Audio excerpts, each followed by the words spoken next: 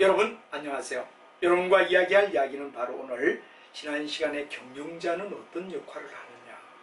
우리가 일반적으로 경영자라는 건 경영의 주체가 되는 사람을 얘기한다 그랬고, 수직적으로 볼 때 바로 최고, 중간, 하위, 탑, 미들, 로우 이렇게 우리가 나누고, 수평으로 볼 때 전문 경영자, 일반 경영자로 우리가 나눈다 하는 이야기를 여러분께 설명을 했습니다. 그리고 이제 바로 조직의 발전사에 의하여 자기가 돈을 내고 자기가 운영하는 사람을 소유 경영자라고 부르면 바로 지배인처럼 월급을 갖다 받으며 나가는 사람을 고용 경영자다. 또는 여러분 잘 아는 이런 고용 경영자는 경업 피지 의무다. 우리 책에는 없지만 내가 경쟁되는 고용이 돼가지고 여기에 고용하면 다른데 경쟁업체에 고용이 되며 비밀이 누설되겠죠. 그래서 반드시 지배인은 고용 경영자는 우리 책엔 나오지 않지만 경업 피지 의무 하는 말도 알아두세요. 바로 경쟁이 되는 업종에 들어가서는 안 되고 피해야 된다 하는 바로 심의 성실의 원칙에 의하여 경업 피지 의무를 지켜줘야 된다 하는 이야기가 중요한 이야기가 될 겁니다. 예를 들면 우리가 또 가상 하나 예를 든다면 어떤 거 있습니까? 학교의 선생님이 대학 교수가 학원에 나와 강의하는 거 원래 위법입니다. 만약에 그런 경우는 어떤 이야기를 하면 경업 피지 의무에 위배가 된다 이렇게 되죠. 또 공무원이 예를 들어 학원에 나와서 강의를 한다. 그런 사람들도 있죠. 이건 어디에 되느냐 그러면 엄격히 얘기하면 공무원을 어디에 되느냐 그러면 경업 피지 의무에 위배가 된다는 얘기가 되죠. 그래서 대학 교수가 학원에 나와 강의한다든가 또는 공무원의 버젓이 공무원의 고급 자리를 가지며 나와 강의를 숨어서 하는 거, 이건 바로 법적으로 위배된다는 이야기가 되며 경업 피지 의무에 위배된다는 사실도 여러분이 알아야 된다. 이런 얘기가 되겠죠. 자, 이렇게 되고, 그 다음에 전문 경영자는 여러분들 잘 아는 뭐냐, CEO. 여러분 바로 보상을 받으며 또 여러가지 주가를 어느 정도 올렸다 그러면 주가에 대한 보상을 해주는, 소위 주식을 갖다 가지고서 옵션을 갖다 받는, 소위 주가를 목표를 달성했을 때 옵션을 받는다 해서 바로 경영자들이, 주주들이 경영자를 독려하는 하나의 방법이 뭐냐, 바로 스톡 옵션이다 하는 이야기도 CEO에게 주는 혜택이라고 말한다 하는 이야기까지가 지난 시간에 경영자 이야기를 쭉 한번 봤습니다. 그럼 이제 경영자는 어떤 내용을 가지고 특징을 가지느냐 하는 이야기를 우리가 한번 보죠. 이 경영자의 내용을 보면 특징은 바로 여러분 잘 아는 뭐가 되느냐 그러면 유형이나 무형의 경영은 대부분 공통적 역할을 지닌다. 그렇죠. 우리가 경영 업무는 이게 따르고 저게 따르고 하여 여하튼 공통적 역할을 하는 게 경영의 업무다 이렇게 되죠. 두 번째는 경영은 비계획적인 뿐만 아니라 계획적인 거, 비계획과 계획을 다 포함하는 거지 계획만 가지고 나간다는 얘기는 아니며 계획이든 비계획이든 다 회사를 위하여 이끌어가야 된다 하는 얘기가 되죠. 그 다음에 경영자는 제너럴리스트, 굉장히 넓다 그러는 게 제너럴리스트입니다. 우리가 일반적으로 봤을 때 조직을 갖다 뭐 하느냐 그러면 바로 여러분들 수평적으로 이해되느냐 그러면 바로 오픈할 때 이건 뭐가 되느냐 그러면 제너럴리스트라고 얘기하죠.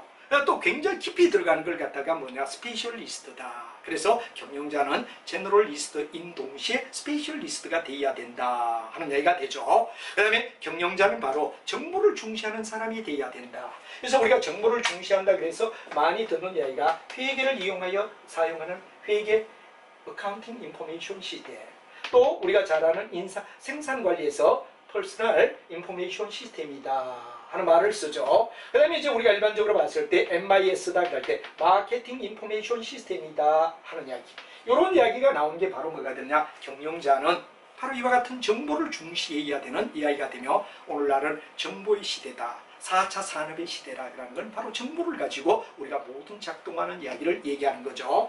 그 다음에 업무는 간결하고 다양하고 세분화해야 된다 하는 이야기, 간결, 다양, 세분화라는 이야기를 알아야 되죠. 그 다음에 우리가 일반적으로 봤을 때 과학보다는 기술에 가깝고 직관적이고 분명한 관점도 의존해야 된다. 영어로 말하면 휴리스틱이다 그러죠. 마케팅에서 수요 예측에서 또는 생산관리에서 뭐가 되느냐, 총괄 생산관리에서 어떻게 되느냐 그러면 만약에 우리가 얼마만큼 생산을 해야 되느냐 이런 거 직관에 의하여 치는 이야기가 있다 이거죠. 또 내년에는 어떤 옷이 유행할 것인가, 이런 패션은 궁극은 직관적, 불명확한 것도 어떻게 되느냐 그러면 경영자는 직관적인 능력을 가지고 판단해야 된다 하는 이야기가 바로 경영 업무라고 말하죠. 자, 그 다음에 경영자 역할을 민처버그라는 학자가 이야기를 했어요. 민처버그라는 학자가 이야기를 했다. 경영자는 어떠냐? 바로 대인적 역할. 사람을 만날 때는 그 회사의 대표자가 되고 밑에 사람을 이끌 리더자가 되고 외부와 연락망이 되는 사람이 누구냐? 바로 우리가 봤을 때 대인적 역할에서 바로 경영자가 해야 할 이야기다. 이렇게 되죠. 그 다음에 정보적 역할에는 정보를 감시하고 전달하고 또 자기들의 회사에 대한 대변을 할 수 있는 감시자, 전달자, 대변자가 되어야 된다 하는 이야기가 중요한 이야기가 되죠. 그 다음에 이제 우리가 또 본다면은 이런 이야기가 되겠죠. 의사결정적 역할에는 어떠냐 하는 이야기가 되는데 의사결정에는 기업가라는 바로 기업을 이끌어가는 리더자를 얘기하는 거죠. 그래서 우리가 일반적으로 봤을 때 변화 환경에 의해되느냐 적응하기 위한 여러 가지 통제된 변화를 찾는 것. 그 다음에 예상치 못한 어떤 변화가 돌출됐다 이럴 때는 분쟁을 해결해야 된다는 얘기가 되죠. 그리고 자기 회사가 가지고 있는 유한의 자원을 어떻게 효율적으로 분배하느냐. 그죠? 자원의 분배자다. 이렇게 되죠. 그 다음에 여러분들 다른 조직과 또는 조합원들, 또 개인 이런 걸 상대로 해서 뭐가 되느냐? 바로 우리가 일반적으로 협상가라고 말할 수 있다. 이거죠. 여러 가지 바로 다른 조직이나 개인들을 상대로 해서 협상을 갖다 맺는 거다 하는 이야기를 우리가 얘기할 수 있다 하는 이야기가 중요한 이야기가 될 것 같습니다. 자, 그 다음에 이제 중용자의 의사결정의 과정은 어떻게 했느냐? 중요한 이야기가 바로 이거죠. 고전적 모델이다 하는 이야기가 있고 관리적 모델이다 하는 이야기가 있습니다. 그래서 고전적 모델과 관리적 모델 이렇게 우리가 만약에 이쪽으로 우리가 비교를 한다 그러면 이 중간 사이에 뭐가 되느냐 그럼 바로 여러분들 잘 아는 경영의 발전사 이야기할 때 제가 그랬죠. 과학적 관리법, 고전적 관리론 속에 과학적 관리법하고 등등등 관리과정론, 그 다음에 관료제 이거 바로 고전적이었단 말이야. 그 다음에 여러분 잘 아는 뭐가 됩니까? 바로 테일러가 그런 얘기를 했고 그 다음에 이제 여러분 잘 아는 메이오의 호손 실험 요까지는 우리가 봤을 때 정말 사람들이 IT가 없는 인터넷이 없는 시대에 살아가는 상황이었다. PC가 아닙니다. 그래서 이제 어느 정도 이 상에서 IC가 도출되면서 뭐가 되느냐? 인간의 한계성이라는 것이 부차친다. 인간의 한계성. 인간은 한계를 가진다는 얘기가 바로 인간의 한계성이 된 거죠. 이러면서부터 인간은 완벽할 수가 없다. 100% 완벽하기는 어렵다. 우리가 일반적으로 봤을 때 여기서 제한된 합리성이라는 말이 되죠. 제한된 합리성. 바로 완전한 합리성이 아니라 제한된. 제가 아무리 경영학을 많이 알아도 어느 누가 경영학을 너무 많이 한다 그래도 인터넷 속에 들어가면 따라갈 수가 없지. 그래서 우리가 일반적으로 봤을 때 고전적 모델에서 쭉 어디 되느냐 아까 얘기하던 바로 두 번째까지가 뭐냐 그럼 바로 여러분들 잘 아는 고전적 관리론, 그 다음에 인간관계론 여기까지가 되고 그 다음에 경영과학이 되면서부터 어디 되느냐 바로 여러분들 중요한 경영과학이라는 얘기가 나오죠. 버나드 사이먼 요때에 의해 되느냐 인간의 제한성이라는 인간은 제한된 합리적이다. 요거란 말이에요. 그래서 우리가 일반적으로 봤을 때 여기서 고전적 모델은 완전한 합리적 의사결정을 한다. 완전한 합리적. 요거 제가 편의상 이쪽을 약간 지우고 이쪽을 비교하겠습니다. 이해를 해주시기 바랍니다. 자 그러면 고전적 모델의 경우는 뭐가 되느냐 그러면 완전한 합리적 의사결정을 갖다 내린다. 완벽하다라고 보는 게 뭐가 되죠? 고전적입니다. 근데 만약에 뭐가 되느냐? 우리가 여기에 관리적 모델을 올 때 이건 왜 되느냐? 바로 여러분 중요한 제한된 합리성. 인간이 아무리 완벽하다 해도 완벽 100% 할 수는 없다. 제한적이다. 여기는 완전한 합리적이다. 제한적 합리적인 의사결정이다. 하는 요구를 구분하고 있다는 이야기를 여러분이 아셔야 되죠. 그래서 제한된 합리성 속에 만족. 대안을 마련하고 그래도 최소한 뭐가 되느냐 그러면 바로 가능하면 뭐가 되느냐 대안을 마련하는 최소한의 어떤 기준 이게 뭐가 되느냐 그러면 바로 여러분 중요한 관리적 모델 인간이 완벽할 수가 없다 이렇게 되죠. 또 재미있는 이야기는 이때만 해도 뭐가 되느냐 그러면 굉장히 중요한 게 경제적 인간관이었어요. 경제적 인간관이 바로 고전적이다 이거죠. 근데 여기서 왜 되느냐 그러면 인간의 관계가 될 때 바로 인간관계 이게 바로 중요하다 하는 이야기, 사회적이라는 얘기를 했죠. 사회적. 근데 이게 왜 되느냐 그러면 결합된 게 뭐냐 그러면 바로 두 가지가 경제와 사회가 우리가 같이 모였을 때 바로 여러분들 우리가 일반적으로 봤을 때 경제적인 반대가 사회적이었단 말이야. 그리고 경제, 사회가 같이 결합되는 거죠. 경제와 사회가 결합된다. 그런데 정이라면 이게 반대, 사회적인 반대가 되죠. 합의된다. 그런 시스템으로 가듯이 그 의사결정도 완벽한 인간관, 여기까지는 완벽한 인간관이라고 봤어. 근데 여기서 오면 바로 합리적 인간, 제한된 합리성으로 넘어왔다 하는 이야기를 여러분들이 이해를 해야 되는 게 아주 중요하다 하는 이야기를 쓰죠. 그 다음에 경영 주체가 누구냐에 따라 우리는 굉장히 중요한 게 전략이다. 그 다음 뭐가 되느냐 그러면 바로 우리가 잘 아는 관리다. 그 다음에 뭐가 되느냐 그러면 바로 우리가 운영이다 하는 말을 갖다 쓰며 여기는 탑을 얘기하는 최고층, 요 중간을 얘기하는 미들층을 얘기하죠. 그 다음에 마지막에 뭐가 되냐 로우층이다 이렇게 얘기하죠. 로우층이다 이렇게 된단 말이에요. 그래서 전략, 그 다음에 관리, 운영 하는 말을 갖다 써서 멀리를 내다보는 시야, 그 다음에 관리, 그 다음에 운영이다 그라는 이야기를 이해를 하며 전략, 관리, 운영의 시스템으로 바로 어떤 이야기라면 맡은 주체자에 따라 해야 할 활동을 우리는 얘기한다 하는 말을 알아두면 되죠.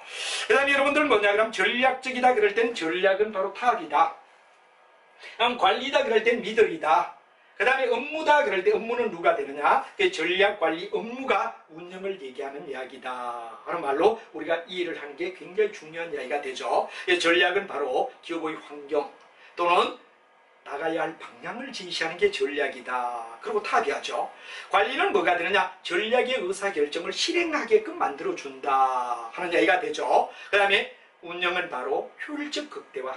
여러분 중요한 이야기는 과정을 효율이라 그러면 결과는 효과라고 얘기하는 거 반드시 알아둬야 되죠. 우리가 하루하루 효율적으로 살아간다 그러면 나중 결과는 어떻죠? 효과적이다 하는 말, 효율은 흐름을 얘기하는 거고 효과는 그 결과로 나타나는 바로 마지막을 얘기하는 거다 하는 이야기를 여러분이 알아둬야 되죠. 자, 그 다음 경영 환경에 따른 의사결정의 확실성화의 의사결정, 이건 바로 뭐가 되느냐, 가능한 대안, 소위 가능한 대안을 100% 알 수 있다. 확률이 100% 알 수 있는 걸 확실성화의 의사결정이다. 그런 얘기를 쓰죠. 확률이 확실하게 해야 되느냐? 100%다. 그런데 많아요. 위험하의 의사결정이다. 그럴 때는 확률만 안다. 예를 들어 우리가 보통 일종의 뭐 재무관리나 이런 쪽에서 보면 확실성화의 투자 그럴 때는 초보 단계 투자, 즉 자본 예산을 얘기하는데 5가지 기법. 초기에 땅을 사고 건물을 사고 그 다음에 회사를 설립하는 확실성화의 재무관리를 갖다 투자를 배웠죠. 그럼 위험하는 주식과 채권 살 때 똑같아. 경기가 좋을 확률, 경기가 나쁠 확률, 경기가 보통일 확률, 이때마다 각각 분리하며 나가는 걸 갖다 우리는 위험하의 의사결정이다 이렇게 되죠. 그 다음에 불확실성화는 창의력이나 직관, 한마디로 말하면 가치관이 들어가는 게 불확실성하다 하는 이야기가 되고, 또 일명 불확실성을 달리 본다 그러면 여러분들 뭐 바로 우리가 잘 아는 상충관계, 상충은 이제 불확실성보다는 더 넘어섰다고 봐야 되죠. 상호 충돌이 돼서 네가 이기나 내가 이기나, 마치 재무관리 쪽에 바로 여러분들 옵션, 선물, 스왑 하는 파생 상품을 우리가 취급하는 것은 바로 상충하라고 우리가 말할 수 있다 하는 이야기를 얘기하죠. 자, 그 다음에 메커니즘이라고 하는 말은 공식이냐 비공식화냐, 얼마나 공식화되느냐를 메커니즘이라고 하죠. 그래서 정형화된 의사결정은 확실성화의 의사결정인 확률이 100%일 때를 갖다가 정형화된 의사결정이다. 그러면 비정형화가 바로 위험이나 불확실성이나 또 엮는다면 상충이라고 우리가 말할 수가 있다 하는 이야기를 우리가 알아두면 되겠죠. 이런 이야기를 정리하며 이제 우리는 경영자의 어떤 역할을 한번 쭉 정리를 했다면, 이번에는 이제 4절에 경영 전략으로 우리가 넘어가자 하는 말이 되죠. 자, 경영 주체에 따른 거 한번 우리가 쭉 본다면 경영 의사결정은 누가 하느냐 하는 문제를 얘기하고, 그다음에 이제 우리가 중요한 이야기는 경례 시간에 대한 할당이 필요하다 하는 이야기를 쭉 설명을 했고, 그다음에 이제 우리가 봤을 때 뭐가 되느냐, 전략적 업무에는 전략 관리 업무라는 이야기로 나눈다 하는 이야기 했던 거 기억을 하시면 되고, 그다음에 또 우리가 쭉 해야 된다 그러면 배웠던 내용을 한번 정리를 한다면 이렇게 우리가 바로 정리가 돼야 되고, 그다음에 또 이제 우리가 만약에 정리를 더해준다 그러면 이런 얘기가 있겠죠. 환경에 따라 확실성화, 위험화, 불확실성화, 선생님이 넣었는데 상중하. 상중하는 재무관리의 선물 옵션 스왑 같은, 바로 남과 싸우면 네가 이기나 내가 이기나 승패를 좌우하자 하는 이야기가 바로 상중하의 의사결정이었다 하는 이야기를 여러분이 알아두면 되겠습니다. 자, 그러면 이제 우리가 단원을 바꿔서 또 메커니즘이다, 비정형화다 그러는 이야기까지 이야기가 되죠. 그래서 정형화는 아까도 말하지만 확실성화를 얘기하고, 비정형화는 나머지 3개, 우리 책으로는 2개, 제가 상중까지 하면 3개라고 얘기했던 거 여러분 생각하시면 되겠죠. 자, 이렇게 해서 우리는 경영자 역할은 다 끝내고 경영 전략으로 넘어가서 이야기를 하죠. 비교적 우리가 경영 전략이다 이럴 때 경영 전략은 어떤 거냐 하는 이야기를 우리가 생각해 보면, 경영 전략은 한마디로 말하면 기업이 나갈 방향을 제시한다. 그런 게 바로 경영 전략, 나갈 방향. 우리는 어디로 갈까요? 우리는 어디로 갈까요? 나갈 방향을 제시하는 게 뭐가 되죠? 바로 우리가 봤을 때 경영의 전략이다 하는 말이고, 거의 경영 전략은 누가? 탑이 전략을 세우죠. 그러면 이제 전략에 대하여 관리를 하고 하나하나 부서마다 운영한다 하는 이야기로 탑, 미들로로 나눠지죠. 자, 그러면 우리 경영 전략에 대하여 바로 나갈 방향을 제시하는데 챈들러와 안소프라는 학자의 정의가 있는데, 이거 굉장히 어떠냐면 여러분에게 시험에 나와서 가끔씩 여러분들을 괴롭히는 이야기가 있는데 아예 여러분들이 해야 되는 정의를 외워주세요. 바로 이 챈들러는 뭐가 되느냐 그럼 이런 얘기죠. 활동의 방향을 정하고, 활동의 방향을 정한다. 활동의 방향을 정하고, 그 다음에 어디에 되느냐, 자원을 분배한다. 어디에다 얼마를 분배해야 되느냐 하는 자원 분배, 바로 활동의 방향을 정하며 자원에 대한 분배를 해주는 과정을 챈들러는 뭐라 그랬냐, 바로 일종의 경영 전략이다 이렇게 얘기를 합니다. 근데 많아요 뭐가 되느냐, 안소프는 기회주의적 요인, 기회주의적이다 하는 말이 되죠. 기회주의적 요인은 바로 가는 것과 가지 않는 것, 이걸 갖다 우리가 분리하는 걸 기회주의적이라고 그랬죠. 수단을 선택하는 뭐가 되느냐 그러면 수단 선택의 룰이다. 수단 선택하는 룰을 갖다 과정이 바로 안소프가 말하는 경영 전략이다 이렇게 말합니다. 다시 한번 얘기하면 챈들러는 바로 활동의 방향에 따라 자원을 분배하는 역할이 뭐가 되느냐, 바로 경영 전략이라고 얘기를 했고, 그 다음에 안소프는 기회주의적, A를 택하면 B를 포기해야 돼, B를 택하면 A를 포기해야 돼. 서로 이런 상관관계에 기회주의적이라는 얘기가 쓰죠. 바로 이게 수단을 선택하는 룰을 얘기한다 하는 말을 우리가 얘기하죠. 그리고 이제 일반적 경영 전략이다 그럴 때와 경영 전략의 전략을 갖다 우리가 보면 바로 목적을 달성한다는 이야기가 굉장히 중요합니다. 자기들이 추구하는 목적을 달성하기 위하여 전략이라는 말은 바로 우리가 일반적으로 봤을 때 정책, 목적을 갖다 달성하기 위한 정책을 갖다 우리는 뭐라고 하죠? 바로 여러분 잘 아는 전략이라고 말할 수 있다 하는 이야기로 정의를 내리기도 합니다. 그 다음에 이제 우리가 봤을 때 경영 전략은 어떠냐? 앞에 경영이 붙었을 때는 바로 기업이라는 주체가 나와야 되죠. 기업이 어디에 들어냐 그러면 내부적 요소를 고려해서 P, D, S를 거쳐가는 과정, 플랜, 두, C라고 얘기하겠죠. 이런 과정의 정책을 갖다 우리는 뭐라고 하냐, 경영 전략이라고 불러줄 수 있다 하는 이야기가 책에 나와 있습니다. 근데 이제 우리가 보통 이 경영 전략을 갖다 연구할 때 그 대상을 잡는 게 뭐냐, 옛날은 기업 전체를 봤어. 기업 전체를 갖다가 대상으로 봤다 이거죠. 기업 전체를 갖다가 어떻게 됐냐, 대상으로 봤다. 전체적인 입장에서 전략을 봤다 이거죠. 전체적인 입장에서 전략을 봤는데 이거는 현대 오면서부터는 달라졌다. 뭐여야 되느냐, 반드시 우리는 사업을 쪼개가지고 SBU라는 말을 쓰죠. 사업의 부재화다 그러는 거, 사업을 여러 가지로, 예를 들어 삼성 같은데 만약 핸드폰 A는 A대로, 핸드폰 B는 B대로, 핸드폰 C는 C대로, 심지어 제품이 핸드폰이라 하더라도 분리해서 운영하는 걸 SBU, 사업의 부재화다 이런 말을 쓰죠. 스트래티지 비즈니스 유니트 해서 사업을 갖다 쪼개서 사업 부재화하자, 사업의 부재화하자 하는 얘기를 갖다 우리가 썼던 게 사업의 부재화라는 얘기를 우리가 쓰는 거죠. 그래서 예를 들어서 A는 A대로, B는 B대로, C는 C대로 우리는 각각 어디에 되느냐 제품을 분리해서 우리가 쓰는 걸 사업의 부재화라 얘기하며, 여기는 전체로 봤다면 이제는 부분으로 분리했다 하는 이야기가 바로 오늘날 우리가 생각해야 될 전체 입장에서 생각하는 게 아니라 부분 입장에서 이끌어간다 하는 이야기가 바로 여러분 중요한 뭐가 되느냐면 경영 전략의 입장이 되며, 경영 전략은 회사를 통째로 보는 것보다는 딱딱딱딱 분리된대. 마치 재무관리에서 뭐가 됩니까? 여러 종목에 투자를 한다. 그런 SBU는 바로 포트폴리오입니다. 회계학에서는 계속 사업손익, 중단사업손익하고 업종마다 분리시켜가 한단 말이에요. 그럼 경영학에서는 뭐냐? SBU, 사업을 전체로 보지 말고 사업 속에 한 회사를 전체로 보지 말고 분리해서 우리가 따져주자. 그래야 경영 전략을 똑바로 세울 수 있다 하는 이야기를 얘기하는 거다 이거죠. 그래서 이제 여러분 그런 이야기를 갖다 우리가 얘기하며, 경영 전략은 여러분이 중요한 요소가 바로 기업의 내부와 외부가 어떠냐. 바로 여러분 중요한 이야기의 핵심 이야기가 뭐가 되냐 그럼 바로 스왓 전략이다 이렇게 우리가 얘기하죠. 그래서 여러분하고 스왓 전략은 어떤가를 우리가 가볍게 본다 그러면 이런 얘기가 되죠. 스왓은 바로 strength, weakness, opportunity, trait라는 네 가지가 이야기가 나오는데, 이걸 갖다 우리가 봤을 때 조심해야 될 거는 바로 기업의 내적 요인이냐 외적 요인이냐. 첫째, 여러분 기업이 이렇게 있다면 기업은 뭐가 되느냐, 크게 나눠서 내적인 요인과 외적인 요인으로 얘기할 수 있다. 내적은 우리가 일반적으로 봤을 때 뭐가 되냐? 바로 S. 일종의 뭐가 되죠? 바로 강점이다 이거죠. 바로 W는 뭐가 되냐? 그럼 약점, 위크라는 얘기가 되지. 그런데 기업의 내부적으로 볼 때는 강점과 약점이란 두 가지로 얘기할 수 있다. 외적으로 볼 때는 기회와 opportunity, 기회와 위기로 우리가 얘기할 수 있다. OT라고 얘기하죠. 위기다 이런 얘기가 되지. 기회와 위기다. 여기는 강점과 약점이라는 얘기를 하지. 강점이다, 약점이다 이런 얘기를 하지. 그래서 우리는 가장 절개하는 사람은 누구냐 해서 O가 돼요. 바로 강점이며 기회가 왔다 이럴 때는 회사로 볼 때는 가장 좋은 분위기라 이 말이죠.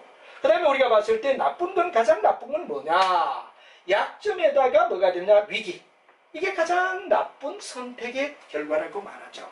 그래서 우리는 요 중간은 하나는 좋고 하나는 나쁘다라는 세모라면 가장 좋은 거는 SO, 가장 나쁜 거는 WT가 가장 나쁜데 이때는 낮은 포복으로 운영해야 된다 하는 이야기를 우리는 바로 기업의 내적 요인, 외적 요인에 의하여, 내적 요인에는 강점, 약점, 외적 요인은 기회와 위기라는 이야기를 나누고 네 가지의 포트폴리오를 가지며 우리가 따져주는 걸 스왓 전략이라 불러준다 하는 이야기는 여러분이 다 알고 있을 겁니다.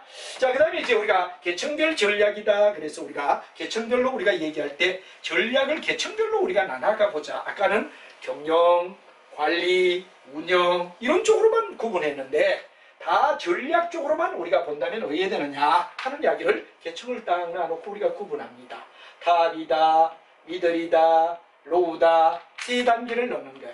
그러면 이때 이 탑은 뭐가 되느냐, 전략을 세울 때 전략 입장에서는 기업 전체, 기업의 전체 입장에 전략을 세우는 게 뭐가 되죠? 탑이 해야 할 일이다. 그러면 결국은 바로 우리가 탑은 기업의 전체 전략을, 회사의 전체 전략을 우리가 세운다는 얘기가 되겠죠. 반면에 뭐가 되느냐, 미들은 바로 SBU, 아까 사업의 부재화다 이렇게 얘기했던 거.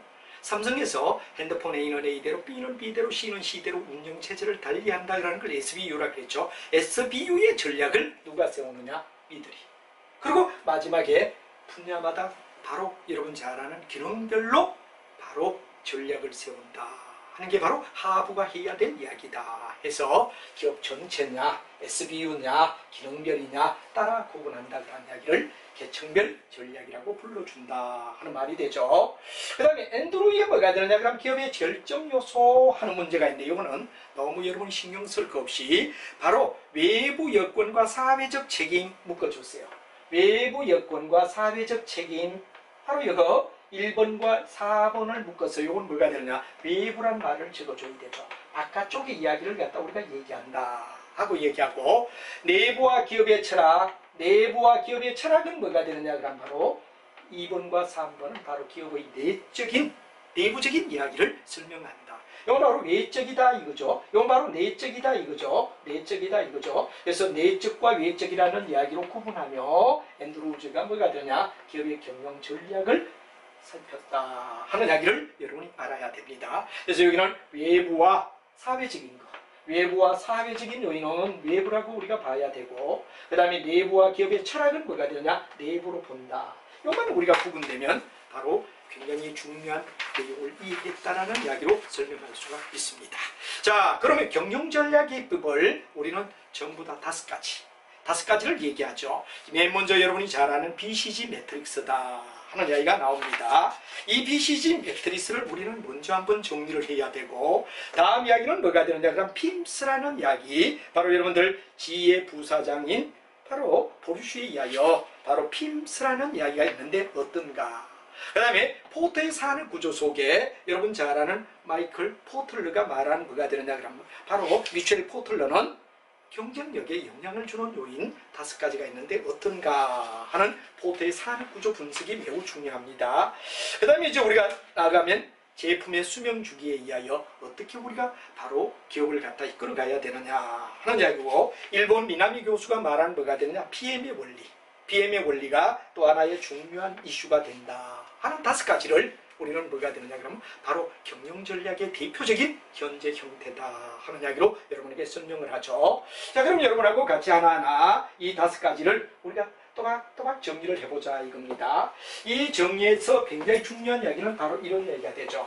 BCG는 뭐가 되느냐, 바로 여러분들 잘못하면 무슨 뭐 예방접종이냐, 아니면 뭐가 되는가 그러면 BCG라는 말을 갖다가 우리가 잘못 오해하다 보면 무슨 하나의 우리가 성장 과정에 필요한 뭐가 되느냐, 예방 접종을 얘기하는다 이거 아니고 보스턴 컨설팅 그룹이라는 말의 약자, 바로 미국의 보스턴 대학교의 컨설팅 그룹이 만들었다. 그러니까 BCG라고 얘기를 하죠. 그래서 BCG는 바로 여러분 잘 알지만 보스턴에서 만들었는데, 여기서 굉장히 중요한 이야기는 바로 뭐가 되냐, 발생과 개념 속에서 보면 첫째는 우리가 중요한 이야기가 뭐가 되죠? 바로 차선 속에서 현재와 미래라는 2가지 각도를 놓더라.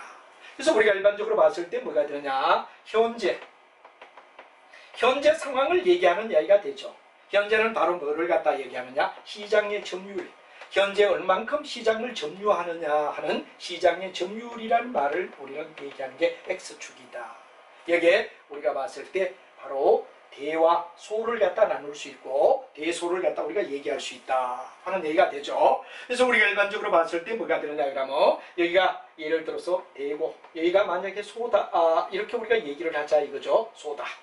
그 다음에 장래를 생각하자 이거지. 장래는 어떻게 될 것인가, 미래를 얘기하는 거죠. 미래는 바로 뭐가 되느냐, 뭐를 가지고 우리가 약간은 시장의 점유율을 가지고 현재를 얘기한다. 그러면 이건 바로 여러분이 중요한 이야기가 바로 시장의 성장률, 앞으로 어느 정도 성장을 할 수 있느냐 하는 이야기에 대와 소로 나누자 하는 이야기로 대소를 나눴습니다.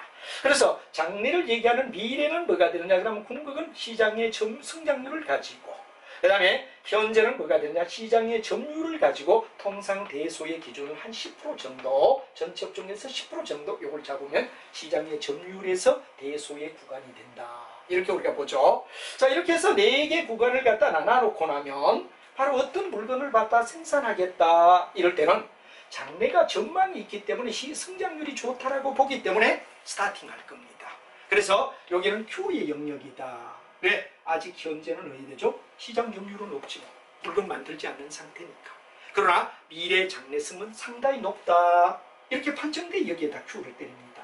그럼 이걸 스타를 만들까? 스타를 만들까? 그래서 여러 가지 광고를 치고 돈을 넣어가지고 스타를 만들 건가?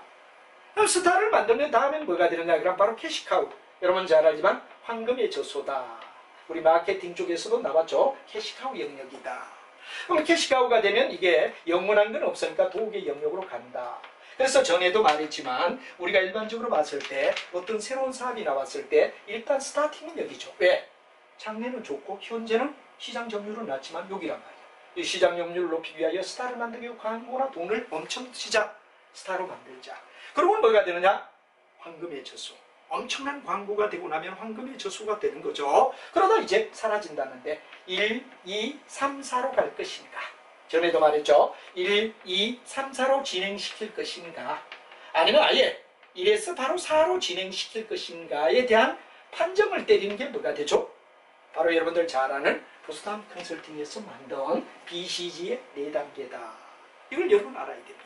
BCG의 4단계다. 여기는 바로 시장의 점유율을 얘기하는 현재성과 미래를 나타내는 성장률을 나타내는 뭐가 되느냐 그럼 바로 시장 성장률, 장래 미래를 나타내는데 1, 2, 3, 4로 갈 건가? 아예 안 돼. 나중에 이거 손대봐야 나중 망할 거야. 그럼 바로 도구로 보낼 것인가?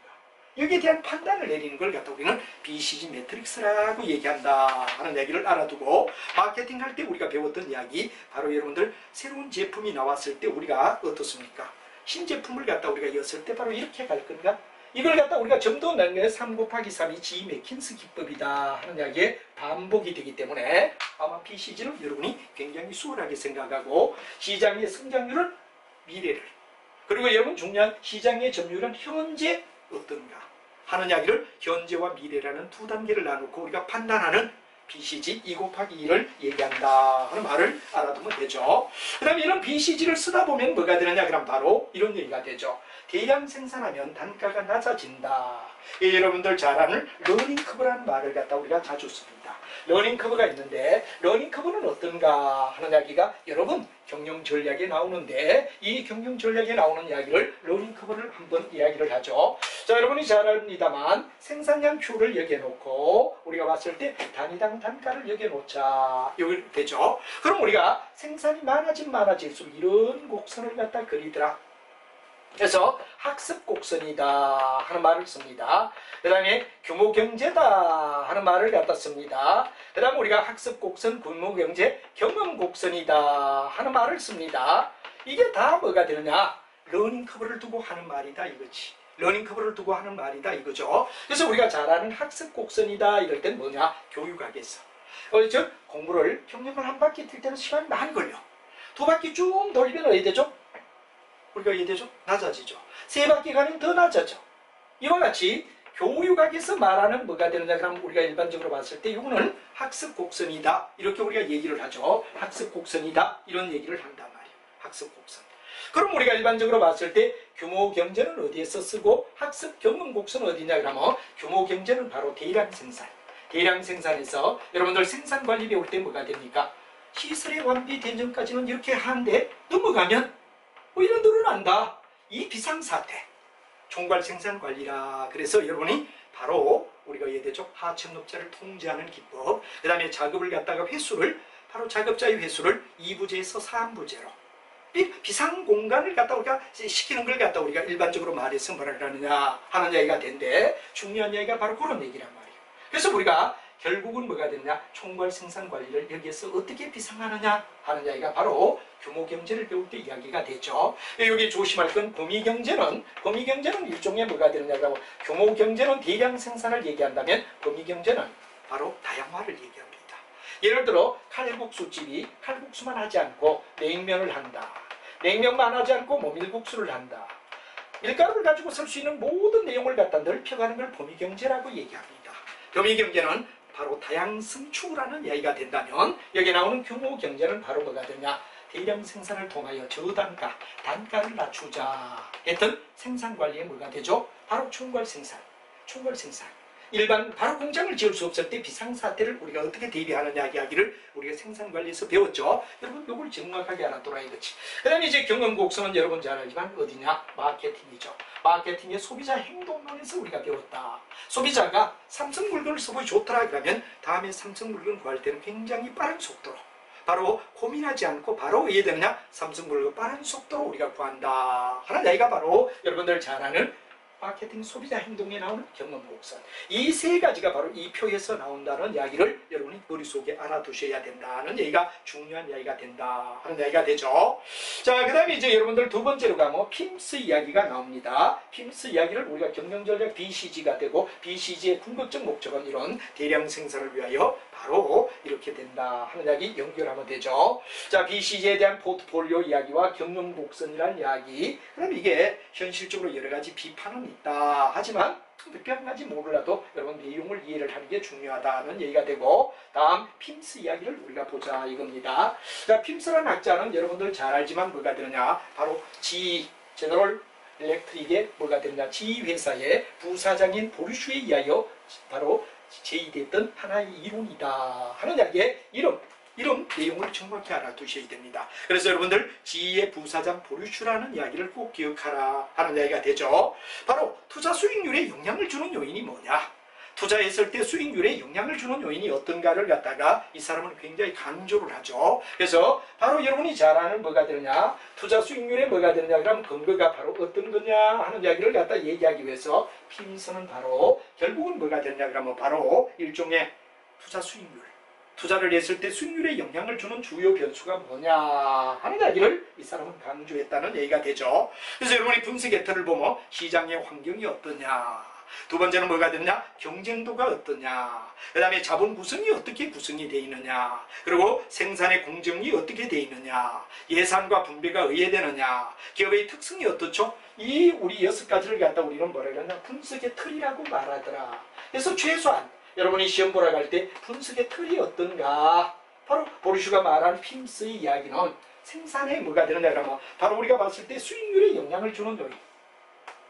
수익률에 영향을 주는 요인, 수익률의 델타를 갖다 넓혀주느냐 낮춰주느냐 하는 중요한 이슈가 뭐가 되느냐, 바로 여기에 분석의 틀을 가지고 얘기한다 하는 이야기를 이 사람이 얘기했다 그러는 것만 알면 되고, 분석의 틀에 시장의 환경이 어떻죠, 그 다음에 경쟁도가 어떻죠, 그리고 자본 구성이 어떻게 이루어졌죠, 그 다음에 우리가 바로 중요한 생산물의 공정 구성이 어떻죠, 그리고 예산 분배를 어떻게 하죠, 그리고 기업의 뭐가 되느냐 그러면 특성이 어떻습니까 하는 이야기를 설명했다는 것만 알면 되고, 바로 수익률을 높이는 원천, 이거에 대한 이야기가 된다. 그런데 뭐 현실적으로 완벽하다고 얘기할 수 없다는 게 비판점이다, 이런 이야기는 여러분 참고로 알아두시면 될 거다, 이런 얘기가 되겠죠. 자, 그 다음에 이제 세 번째 이야기는 누구냐, 포틀레의 산업 구조를 갖다 분석하자 하는 이야기. 굉장히 중요한 이야기가 바로 포트의 산업 구조에 대한 이야기, 산업 구조에 대한 이야기를 여러분하고 같이 한번 보자 이겁니다. 자, 여러분들 하나의 산업의 운명을 결정하는 5가지 구조의 5 팩터와 모델이 있다 하는 이야기가 바로 여러분 중요한 뭐가 되느냐, 바로 여러분들 하버드 대학 교수인 미첼 포틀레가 말한 5가지 변수. 이거 정말 학생들이 옛날에 막 외우고 이랬어요. 그래서 제가 오랫동안 강의를 하다 보니까 요즘 선생들이 다 모방을 갖다 많이 한다 이거죠. 그래서 물론 뭐 모방하는 거는 괜찮지만 그래도 여러분들은 뭐가 되느냐 그러면 최초로 제가 그 내용을 갖다가 얘기해서 가끔씩 제가 가서 들어가 보면 바로 그 말을 그대로 이용하고 있어요. 그래서 이 말은 제가 이미 한 10여 년 전부터 저는 대학교에 강의할 때부터 이걸 주장했고, 최초로 EBS 교육방송이나 이런 데서 바로 여기에 대한 포트의 산업 구조에 대한 이야기를 설명할 때 X축, Y축을 갖다 구분하며 얘기했는데, 뭐 그건 농담입니다. 뭐 교육이란 발전돼야 되고 또 좋은 교육을 정말 재능 기부하는 사람들이 많았어. 우리 학원의 교수님들 정말 고맙습니다. 뭐 저도 일종의 나이가 있고 또 배운 걸 버리자니 아깝고, 이 너무 현실적으로 돈에 급급한 이런 학원 환경, 그리고 갑질의 행위에 의하여 선생님들을 너무나 힘들게 만드는 이야기들, 이런 데서 우리는 바로 벗어나서 좋은 강사들이 일단은 명강하시는 분만 모셨고, 그러다 보니까 약간 나이들이 있습니다만 오랜 세월의 경험을 갖춘 선생님들이 저희 학원에 많이 와서 앞으로 전 과목을 저희들이 여러분에게 뭐가 되느냐 그러면 무료로 해드리는, 지금처럼 전체 과목을 다 만들겠다. 그리고 강사들은 학생들에게 수업료는 받지 않지만 학원 운영하는 체제에서 나가는 비용을 삭제시켜서 뭐 교재 만든 부위, 여러분들은 교재 정도만 여러분이 구입해 주시면 됩니다. 그 돈으로 충분히 우리 강사들을 만족시키며 정말 만족하며 살아가는 이런 느낌을 가지는 좋은 카페가 되겠다 하는 이야기를 모처럼 다시 한번 여러분이 얘기를 합니다. 자, 여러분들도 화이팅하며 따라주고, 자, 맨 먼저 이게 뭐가 되느냐, X축은 바로 시작을 나타냅니다. 물건의 흐름을 나타내죠. 맨 먼저는 생산자다 하는 말이 나옵니다. 생산자다. 그다음에 이제 이 생산자가 만드는 물건 나와 경쟁자가 떼와서 판다 이렇게 보죠. 그 다음에 마지막은 소비자다. 바로 이건 바로 물류의 흐름을 나타내는 피지컬 디스트리뷰션, 물류의 흐름을 얘기하는 게 X축이다 이거죠. 그러면 여기 Y축은 뭐가 되죠? 타입을 갖다 나타낸다. 이렇게 우리가 얘기를 하죠. 그러면 지금까지 과거, 그럼 현재, 미래를 우리가 놓자 이겁니다. 그럼 과거는 뭐냐? 나를 대체할 만한 사람이 나타났느냐? 대체제. 대체제의 출현을 갖다 우리가 얘기한다 이거죠. 대체제 출현이다 하는 얘기가 됩니다. 그래서 한 사업에 나에게 영향을 주는 건 나를 대체할 만한 사람이 과거에 나타났느냐? 현재는 나와 경쟁자가 치열한 경쟁을 벌이고 있는 상태. 미래는 바로 여러분 잘 아는 뭐가 되냐? 신규 산업의 진출. 신규 산업에 뭐가 되냐? 그럼 진출 여부. 이게 뭐가 되냐? 그러면 바로 변수다. 그래서 X축의 세 가지, Y축의 세 가지인데 나와 경쟁자가 중심에 있다 보니까 5가지가 바로 파이브 팩터하다. 하나의 산업에 영향을 주는 요인.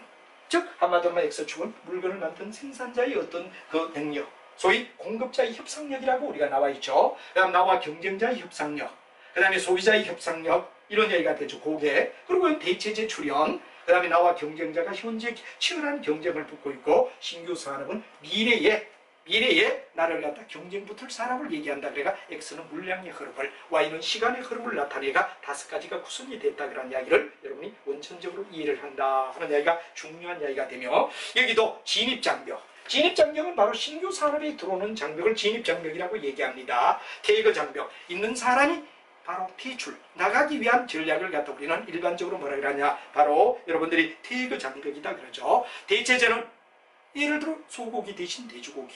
그 다음 여러분들 뭐가 되면 커피 대신 뭐 예를 들어 우유. 뭐 이렇게 바뀌는 걸 갖다 우리가 대체제라는 말을 쓴다 하는 이야기를 우리가 알아두자. 이 5가지가 뭐냐? 바로 포트가 말한 산업의 5가지 구조다 하는 이야기를 여러분이 이해를 해야 될 겁니다. 그리고 이 사람은 아주 중요한 이야기가 뭐를 갖다 결정했느냐 하는 이야기가 되는데, 바로 내용 속에서 바로 본원적 경쟁 전략이라는 말을 갖다가 만들어냈습니다. 이 사람 이야기는 뭐냐 그러면 원래는 바로 여러분이 잘 알지만 뭐가 되죠? 여기에서 우리가 봤을 때 이렇게 직선적이다. 시장을 점유하면 시장의 점유율이 궁극은 뭐가 되느냐? 바로 우리가 봤을 때 여기에 투자 수익률 요거와 연관이 돼가 비례라고 봤다 이거죠. 근데 이 포터의 산업 구조를 얘기한 포트런은 이렇게 되지 않는다. 이건 이론이지 이게 아니다. 실무는 어떻죠? 그렇죠. 시간이 지나면 한참 뒤에 이렇게 계단식으로 올라가는 게 정상이지, 이렇게 바로 해야 되느냐? 슬라이딩 되지 않더라. 그래서 사업이 어렵다 이거죠. 사업을 갖다 내가 열심히 노력만 하면 돈 버는 것 같지만 열심히 해도 돈이 안 되는 이유는 이런 게 아니기 때문에 이렇게 쭉 가다가 딱 계단식이더라 이거죠. 계단식이죠. 그래서 우리가 일반적으로 지금 현재 저희들도 그렇죠. 학생들에게 많이 알리려고 노력하며 강조를 하고 있습니다만 시간이 필요하다. 교수님들께도 저는 자주 그럽니다. 어느 정도 시간 잠재가 지나면, 그렇죠? 우리가 뭐 학생들에게 좋은 일하고 있고 또 교수님들이 순수한 마음으로 나왔고 강의만 잘해준다면 언젠가 알려진 데는 시간이 간다. 바로 이렇게 알려질 수가 없다 이거죠. 시간이 이렇게 계단이다. 이게 뭐냐 그러면 실제라 이거죠. 실제. 그렇기 때문에 우리는 한 산업의 투자 수익률이 노력한다고 해가 결정되는 게 아니라 천사, 이게 아니라 이거기 때문에 우리는 존속하기 위한 방법이 필요하다 이겁니다. 바로 이거면 내가 열심히 해서 얘들아 수익률만 올리면 되는데 열심히 노력한다고 되는 게 아니다 이거죠. 그래서 이렇게 하기 위해서는 바로 이걸 위한 방법이 뭐가 되느냐? 여러분이 중요한 원가 우위다. 원가 우위란 말이 나옵니다. 원가 우위는 바로 사게 팔자. 한마디로 말하면 저가 정책을 펴가지고 어디 되느냐? 위기를 모면하자. 저가 정책을 갖다 얘기하는 겁니다. 그 다음에 두 번째 차별하다 이럴 때는 바로 가격을 갖다가 비싸게 팔자. 고가 정책을 펴자. 이게 저가 고가란 말이에요. 그 다음에 이제 집중화는 틈새를 얘기한다 이거죠. 집중화는 틈새를 얘기하는 이야기이다 하는 이야기로 여러분들 알아두시고, 단 마케팅의 가격, 신제품 자격에는 요건 나와요. 근데 왜 되느냐? 바로 집중화는 바로 신제품의 개발에는 바로 여러분들 잘 아는 뭐가 됩니까? 바로 하나의 두 개 제품 중에 하나는 비싸게, 하나는 싸게, 하나는 비싸게, 하나는 싸게. 요 얘기인데 여기는 집중하는 틈새를 얘기하는 이야기다 하는 게 차이점이다 하는 걸 여러분이 이해를 하는 게 아주 중요하다 하는 이야기를 여러분이 머릿속에 생각해 주신다면 절대 어렵지 않게 우리가 진행할 수 있다 하는 이야기를 드리며, 다음에 여러분과 함께 제품의 수명주기에 대한, 수명주기가 어떻게 되느냐, 바로 제품의 성장으로부터 사라질 때까지 과정과 PM의 이야기를 다음 시간에 연결하며 계속해서 진행하도록 하겠습니다. 여러분 끝까지 화이팅을 외칩니다. 화이팅입니다.